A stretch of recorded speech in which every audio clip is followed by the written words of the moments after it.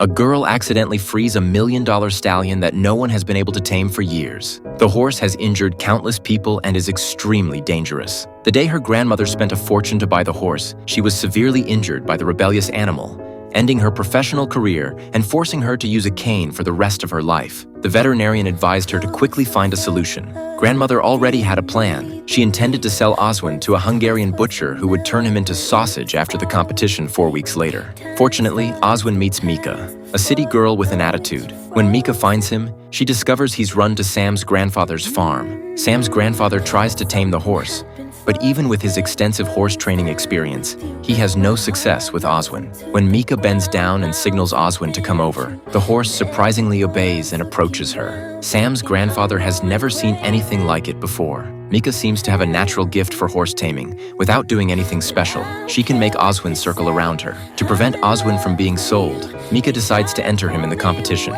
With Sam's grandfather's help, it takes Mika just 1 month to train Oswin to easily jump over 5-foot barriers. Sam is stunned when he sees this. Even world-class riders haven't been able to accomplish such a feat. The day before the touring competition, Mika and Oswin's performance amazes everyone. That evening, her grandmother comes to Mika's room and gives her a beautiful pair of boots. Mika recognizes them. Sam had told her that her grandmother was once the world's greatest equestrian jumper, an Olympic champion, and still holds the record to this day. The boots were kept for her successor. Mika understands this means her grandmother's approval. The next day, Mika puts on professional attire. Sam's eyes light up when he sees the boots, while Michelle, another rider trained by the grandmother, becomes jealous, believing she should be the rightful heir to the boots. Mika goes to the stable to saddle Oswin. Suddenly, Michelle appears with a set of protective gear for Mika.